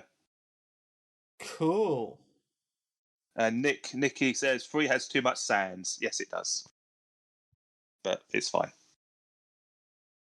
That's me done. Yeah. Awesome. I'm guessing it's my turn. I think so. All right. Well, I'm not going to be very long at all, to be honest. So, been playing a little bit of Valheim with H-Doob from the community. Our base is looking awesome, so we've now unlocked building stone walls and stone buildings, etc. So we've knocked down our wooden walls around our base, and we've made our base bigger. And we're in the process of building a stone wall around our base, and then we're going to knock down our wooden shack and build a stone castle. That'll keep out the bad guys. Yeah. How high is your wall? It's we need to make it higher, mate. But the problem is they can just climb over it, can they? We are having to mine. Well, you have to get resources, mate. A bit like in Minecraft, so we're having to get our pickaxes out and get stone. So it sounds like a job. It's taking a while. We've explored a little bit of the map. We've done the first 2 bosses now, and that second boss was fucking hard. We've unlocked the 3rd boss. The 3rd boss is miles away. It's going to take us at least a day out of an epic ship ride. So we can actually build a long ship now. So we're going to build that at some point soon, and we're going to go on the epic journey. That's going to take a while. But yeah, we're absolutely loving this game. It's still in early access, and it's now sold over 3 million units, which is insane. So it just goes to show how popular this game is now. I'm loving it. I only play it online with HDub. So we organise. We have our we organise when we're going to get on in the Discord room, and we have a blast. I mean, I know he's got his own single player world going as well because he's put a lot of hours into it. But I kind of think this game is good in single player, but it's like anything, right? Anything is more fun with friends. So I would like more people in the community to join the 360G server when I'm on. I've seen Cram the Man's been playing it, and he said that he will join at some point when we can get on together. But if anyone else wants to play, just hit me up and we'll play some Valheim. Cool. Nice. So my excuse me. So my go-to game on the Xbox at the moment is Final Fantasy XII, and what I've been finding with this game is it's a great way to get my daughter to go to sleep. So she's been ill. The whole family's been ill, and so she's been up late at night, coughing and all that sort of stuff. So I've had a few late nights, like 2-3 o'clock in the morning with trying to get her to sleep. So what I've been doing is sitting downstairs on the sofa with her on my lap, just giving her a cuddle and just playing some Final Fantasy XII. And I've been really enjoying it. I mean, it's really, really weird how I've done a U-turn on this, because back in the day when it came out on the PS2, I thought it was dog shit. So a little bit of a backstory, I played a hell of a lot of Final Fantasy XI back in the day, which is the MMO. It's actually got its 19-year anniversary this year. Jesus. And it's still going strong. It's a paid-for subscription, and it's still popular. People are still playing it. It was the first console MMO. It came out on PlayStation 2 online with that shitty network adapter. Yeah. It was 360 online, and it was cross-play between the two consoles as well, and obviously the PC. They actually stopped releasing new content for Final Fantasy XI in 2015, but it's just recently seen a surge of new players, obviously because the 19-year anniversary is coming up. So, because I'm in a few Final Fantasy groups on Facebook, and loads of people are talking about it at the moment. But anyway, the reason I didn't get on with this back in the day is because obviously I was playing a lot of Final Fantasy XI, and this is a very MMO feeling single player game, especially when it comes to the combat. And the combat had changed a hell of a lot from the traditional turn-based battle systems. It was the first one to kind of move away from that. So I just was like, no, fuck it, I'm not playing it, and went back to my Xbox fanboyism. Anyway, fast forward many years later, it's come to Game Pass and on Xbox, which is the greatest console ever. And I'm really loving it. I've put about 15-20 hours into it now. It's got a great story. I was so confusing though at the beginning. I was like, what the fuck is going on? It's a lot of politics involved. But you come to really like the characters. But what I'm finding is, like, you think at the beginning there's a main character who you always play as, but I'm finding that the other characters who are in your party are more of the main characters, in my humble opinion. Obviously I've not finished it. But I'm really loving it, and I'm really loving the MMO feel of you can choose the classes for all your party, which all like the classes that you'll find in like Final Fantasy XIV for example. So I'm really liking it. Yeah. So I'm not letting the graphics, the PS2 graphics, hold me back at all. Obviously, it's been slightly remastered. Just with the upscale, but yeah, I'm really digging it. It's a really good game. So if you've got Game Pass, then I would say give it a look. What are the Chivas like? They're okay. They're not amazing. Yeah. I don't think so far, but they're all right. I'm not playing. This is one game on the Xbox. I'm not playing for the Chivos. I'm just, taking my time and just enjoying it. Yeah. Gotcha. Yes. So just talking about Final Fantasy games, I've been playing a lot of Final Fantasy XIV recently. I've looked on my Steam time, and in the last 2 weeks, I've played 42 hours of Final Fantasy XIV. So I've been on it a lot. Probably a little bit of that's me AFK, but there we go. That's just how it is. But yeah, I'm really. It's really weird because I'm very on and off with 14. As you know, I do cancel my subs every now and again and have a bit of a break. But at the moment, I'm really liking just that I found some more content I haven't done. Some of the raids I'm trying to catch up on, and some of the other bits and pieces. There's one thing I need to do where you play as a Gundam. So that's my next thing. So that's going to be pretty cool. And I've taken up a new job, which is fishing. I know it sounds really boring, but I was really weird. I spent many hours the other day just fishing in Final Fantasy while listening to the Joe Rogan podcast with Elon Musk. It was actually a really good episode, but yeah, I'm just finding lots of things to do in the game, and I'm just really enjoying it. And the communities, as I say, is really solid. Myself and Darren did these treasure hunts on it the other day. There's quite a lot of us on that, and I had a lot of fun on that.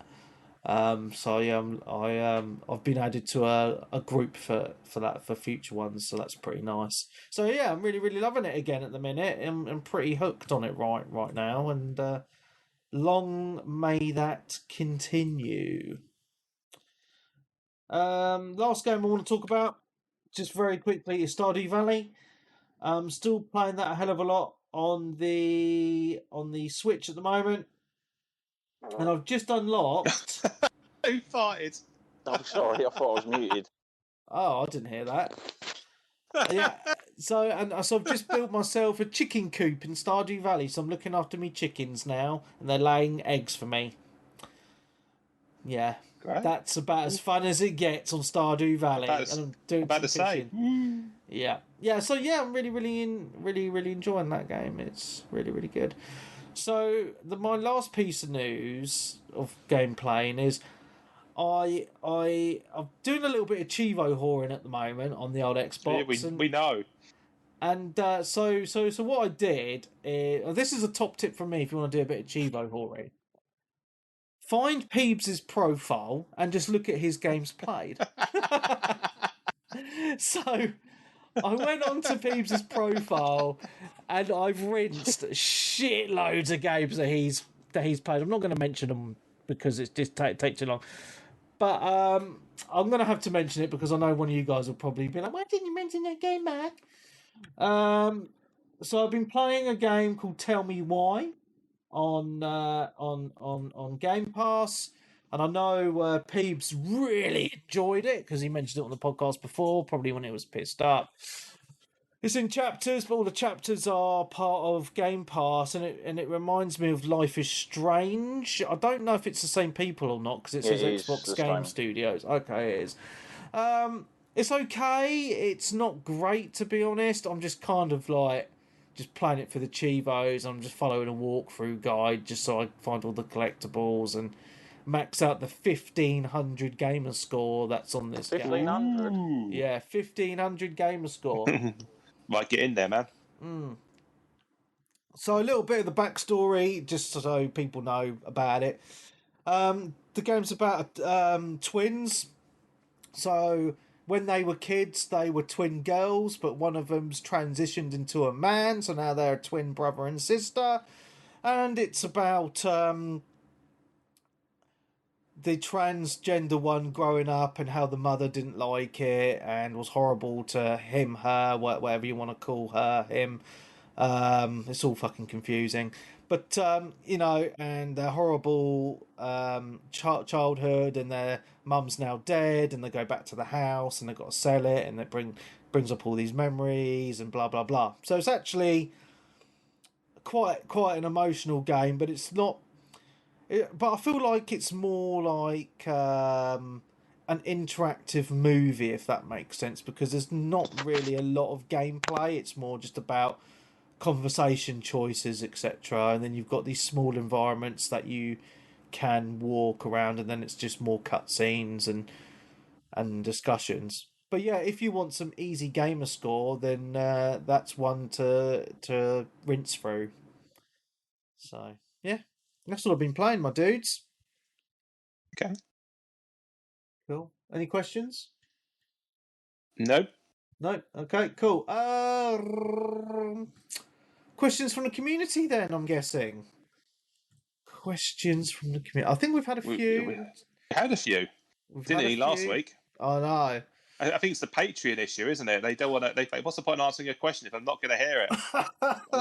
Yeah. Well, perhaps they should all subscribe. Since last week's show, I've got an extra. I've got an extra 4 new patrons. So I've got 24 patrons now. Wow, that's all right there. Yeah, so actually, you can buy us a pint next time we see you. I can do, yeah. So I can actually say thank you to these people. So we've got the new people are Perry, Matthew, Daz, and Hurt Gravy. There we go. So thank you very much, everybody. You're awesome. Yep. So cheers. Let's get in there. Cheers. Cheers, me dears. So the Patreon is getting there, getting more people because obviously they missed them. They want it every week. Because we locked Peeves behind a paywall last week. That's what it was. Yeah, of course. That's it. Colin and Peeves behind a paywall. Yeah, that's it. Holding them ransom. Yeah, that's it. This week you only got me and Darren sucked in. Yeah. You only got me and Darren this week. It's a tough fucking tit. Yeah. Next week we'll probably have a guest on for the Patreon show, so you need to listen into that one. Okay. Colin Long asks, do any of you actually purchase games for the Xbox platform or just rely on Game Pass? Personally, I felt no need to buy games since subbing to Game Pass. Obviously, I buy games still. Yeah, I bought Fuser this week, so there you go. I still buy games anyway because I can't. It's like an addiction. I've calmed down, but I'm finding Game Pass to be very good value for money. I'm finding it's got a lot of good quality games, and I was speaking to people about it, and some people say to me, "I don't play the games on Game Pass," and I'm like, "Well, yeah, obviously those games don't suit you, but I find myself just playing so many games on Game Pass. It's just a lot of choice on there, which I think is phenomenal. And I think, I'm a little bit more spoiled because I've got the PC Game Pass as well, and it's got different games than the Xbox Game Pass. Yeah, so it's absolutely great.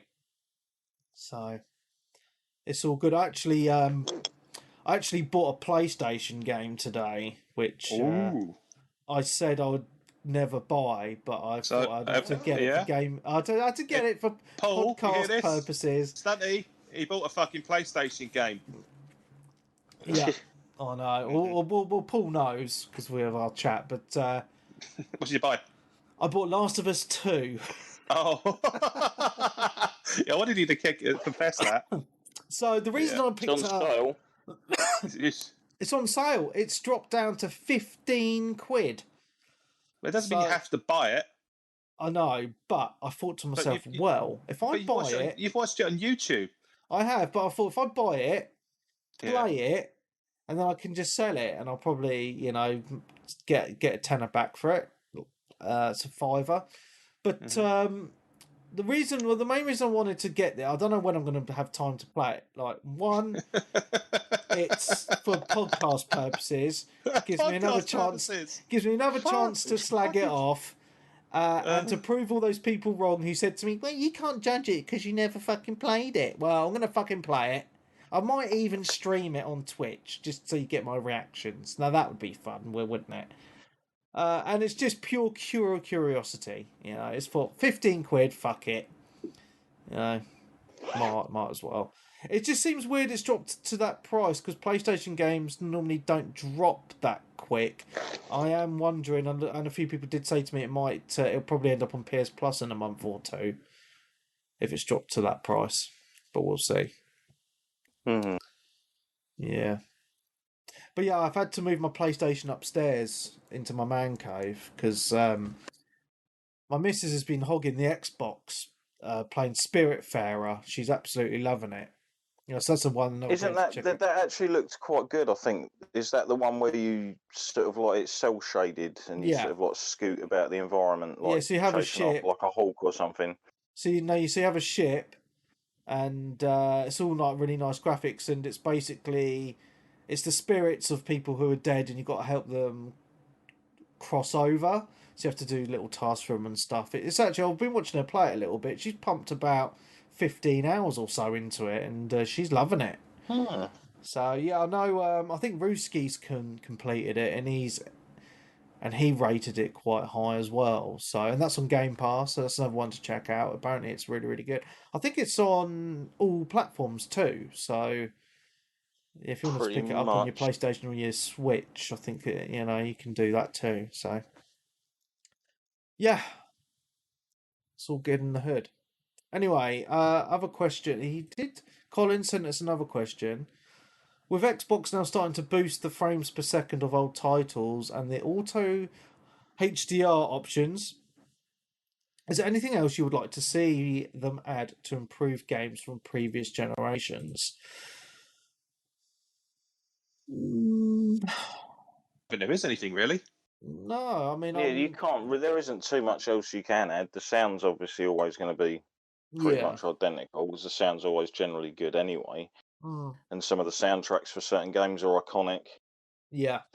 Obviously, if you want obviously the graphics to improve, you're going to have to go for a remake. You can't. Well, you can go. Yeah, I suppose better netcode as well. You can up res, and obviously improve the netcode and loading times and stuff. But yeah, and obviously HDR. But yeah, I mean, the sad thing is, I mean, like the Xbox 360. I mean, it's starting to fade out now, the games on that for multiplayer, because there was the news that the Halo servers for the 360 are being shut down, and I think there's going to be a lot of other titles slowly fade away, which is quite sad. Well, what I found quite annoying this week was I set up my launch day Xbox again so I could just play some older titles. I downloaded some 360 games. Like one of them was the Pac-Man Museum. Oh yeah, and I thought, oh yeah, I'll give some of these old 360 games a go. Like Split Second is another one I downloaded, and a few others. And I load the games, right, and then it said that you have to sign into Xbox Live on the 360, and it won't let me sign into my 360 Xbox Live profile. Yeah. So I can't play the games. And I think the problem is my password on my Microsoft account is too long. Oh. So there's an issue, and I don't think a lot of people know this. So obviously it's tied to your Microsoft account, because they never sorted this out. Like, so if you have two-factor authentication on, you can't log in to the original Xbox Live. And also, if your password is longer than a certain amount of characters, you can't sign in to 360 Xbox Live, which I think is a bit crap for security purposes, to be honest. Because I'm not prepared to make my password really short and crappy just to sign into their service. They should have sorted that out a long time ago. So, yeah, that's me scuppered for playing on the old original games. If someone said, "Oh, let's play Ghost Recon," I'd be like, oh, "I can't fucking play it," which is a little bit annoying. But yeah, it's frustrating because you can't even play the single player games. Yeah. So it's just something a bit of a downer this week on that. Steffi Business. Uh-oh. Do you think Nintendo are ripping their fans off with these reissues at full price? Skyward Sword as an example. That is a valid point. It's an old game and it's selling for 40, 50 quid. Yeah, but what else would they release in its place? That's the question. Well, they should release it. They should release it for that price with the Joy-Cons. Yeah, but it doesn't work like that, because 50 quid, it costs. They're not going to make any money, and let's be honest, that is just a ridiculous standpoint. I know it's great for the consumer, but a lot of the time when these consumer demands come in, we want this, we want that. When you do all the maths behind the scenes to make sure people get paid. Behind the scenes, the game's been out for years. Yeah, but at the same time, you've got manufacturing costs. You've got. I'm not justifying essentially what is an old game, but I haven't played it properly. You haven't played it properly. Nintendo games hold their price, no matter when they're released. If you want to play it, you can play it now. You don't have to buy every single fucking game. Well, I could fucking pirate it and just play it on my PC if I wanted.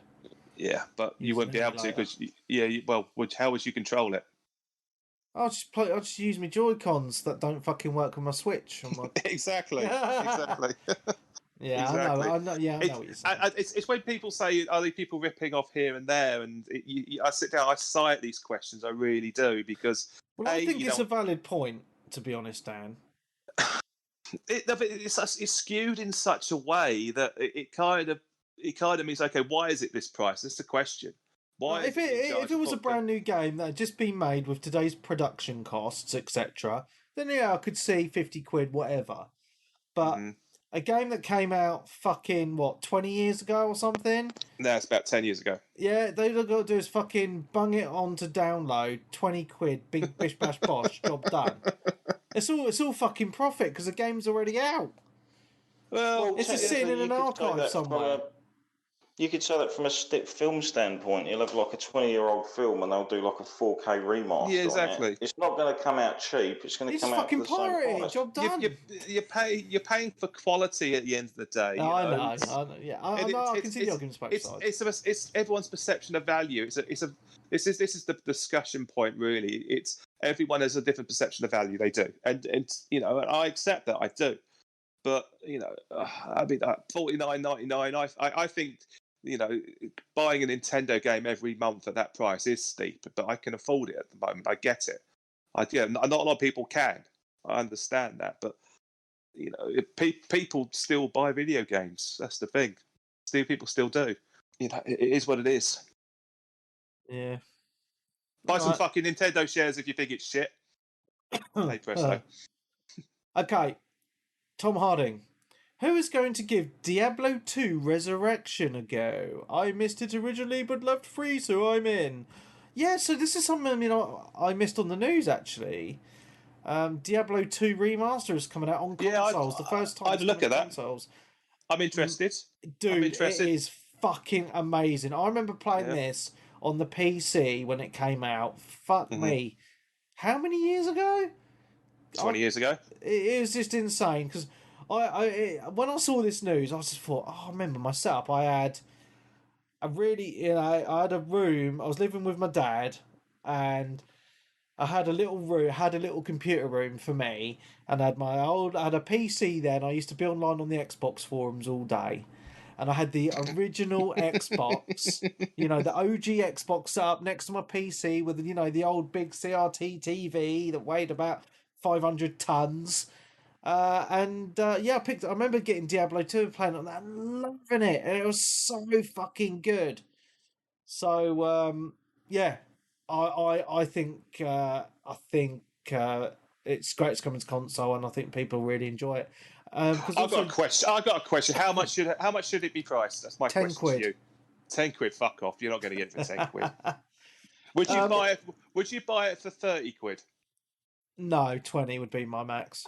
Okay, fine. There's perception of values again. Yeah, of course. But also, Diablo 4's coming out soon as well, so we're going to be just Diablos everywhere. Well, 4's coming to console as well at the same time as PC, as far as I understand it. But not until probably next year or the year after. Lots of the goodness about Diablo, and I've learnt that since putting a lot of time into it, and then over the past year or so. Is that it's deep as fuck, and the fact that it's taken so long to get it right just proves to me that we're in for goodness. So yes, bring it on. I love a bit of Diablo, but I'm not sure about Diablo 2. I might just play Diablo 3 again on the Switch. So it's fine, it's Diablo at the end of the day.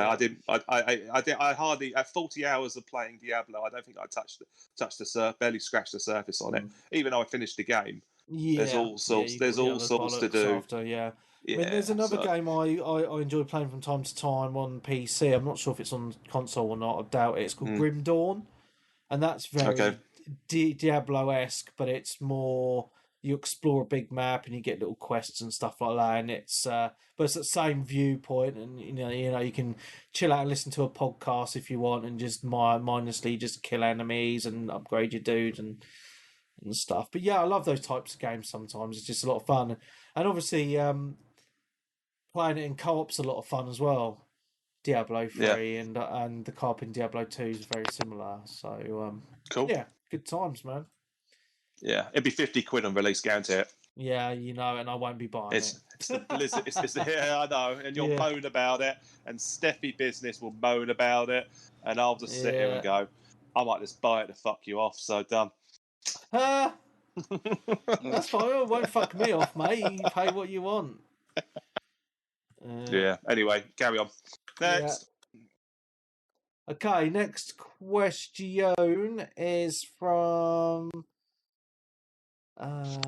Clarky. He says it's 20 minutes too long for an online race. I would say yes. It wasn't really a race, though, was it? No, I fucking gave up in the end. Yeah. Oh, you went to bed. That was it. I remember that now because we were playing it, and you just went, my joypad doesn't work anymore. No, and then you just signed off and went to sleep. You fell asleep at the fucking steering wheel, mate. The sofa race, I just fucking I just sat there and let it end. I couldn't be arsed with it. And then the second race, I was actually getting into it, and then I got destroyed, and I was like, oh, I'll spawn myself, and then it just crashed me to desktop on my Xbox. I was like, oh, well, fuck this, I'm going to bed then. So that's what happened. I'm just asking the chat if you guys can back me up. I know Clarky's in here, but yeah, as far as I'm concerned, you fell asleep and went to bed early because you were too tired to play anymore. Yeah, you know I'm right. Didn't happen. I'm too hardcore for that, mate. Anyway, okay. Is that all the questions, or is there some more? No. Gav Alford says, "What is your opinion of Hitman 3?" I don't have an opinion. Have any of you played it? I have. Mm-hmm. I've only done the first 2 missions though. But what I played the first 2 missions, it's really good. I mentioned this on the podcast previously. What I like about it is it doesn't really give you any hints, like visual hints. So, for example, the second main mission's in this mansion in England. And it's like, right, you need to kill this lady, but you can also solve this murder mystery if you fancy it. And it's like, right, you need to go into these rooms and talk to these people. And so you get pictures of the people, and you get a rough direction of rough description of where these rooms are. But then it's like, right, you're in this open area, just go and fucking find them on your own. So you spend a lot of time just exploring and talking to people and trying to solve stuff. And there's so many ways of assassinating your targets, which I really, really like about it. So yeah, it's a great game. The graphics are stunning, and I mean, I enjoyed the other Hitman games anyway. So yeah, I'm a big fan of this. Is it worth £50? I don't know because I've not finished it. Is that a new review score now rather than? But I got I got it on PC with including Hitman 1 and 2 as well, all in one package. So that was definitely worth the price of entry, in my opinion. Mm-hmm. So all good. Cool. Yeah. Next. Yeah. So next question. It's the same question. Okay, Peebs. Last question is from Peebs because he's asleep because he's lightweight. Thoughts on Outriders? Will it be one of the summer's big games? And if not, what do you think it will be? I think it's going to be awesome. Darren? I'm hoping it's good. Like I said, I've spoken about this a few times before. It could be really good, or one of those games that was just like, it was good, but it didn't really hit or take off, as it were. Well, we'll know because obviously there's a demo coming this week that everyone can play. Yeah, it's Thursday at 5 o'clock, I think, isn't it? 4 or 5 in the afternoon. Something for the like UK that. All people. I know is I'll be working, so fun. Same here, but I'll download it anyway. Yeah, it's a full demo. It's not a beta, so you can play this whenever. Cross-play as well in the demo, and access to all the classes, etc. So this is one thing I really like about this, and is that it's cross-play on all systems. And this is something that I'd like to see more and more in more games. It just means everyone can play together, which is great news. So, good times. That's all for the questions. That is dead on 2 hours. Precisely. 2 hours and 26 seconds for the recording. Done. So I think... You're going to edit some shit out, are you? I'm going to have to. I've got some coughing to edit out. I've got some other bits I need to edit, I think. No top and tails this week. I need to redo my intro as well. You do. It was a fucking shambles. That's fine. Remove the guff. Yeah. Cool. That is the end, everyone. So thank you very much for joining this week's show. This show is dedicated to Mark Armstrong, Gnats. Again, Ray, raise a glass to you, mate. Rest in peace. For those of you that missed it on Twitch stream at the beginning, we had a few words to say about him. If you want to listen to the show that he was on, that's episode 15. Give it a listen. It was quite interesting because I listened back to it today, and it was the first show. It was the first show that we went back to weekly for the lockdown. Wow! So, yeah. So it was quite interesting to listen back to that. Anyway, from me, Mark Webb, Gamertag, Pearson ID, Steam ID, Webby, 360G. So switch. And Cinema Dan. Bye-bye. So thank you very much. Don't forget to join the Patreon if you want a show every single week of the year. Patreon.com/360gamercast. Don't be tight. $5 a month to get your favourite podcast every single week of the year. What more can you ask for in life? You can find me on Twitter at Webby360G or at 360gamercast. You can join our Facebook group. Just search for 360gamercast. And if you want to join our vibrant Discord community, the link for that is in the show notes. So vibrant. It is vibrant. So from everybody here, thank you very much. We will see you next week for the Patreon show. Goodbye.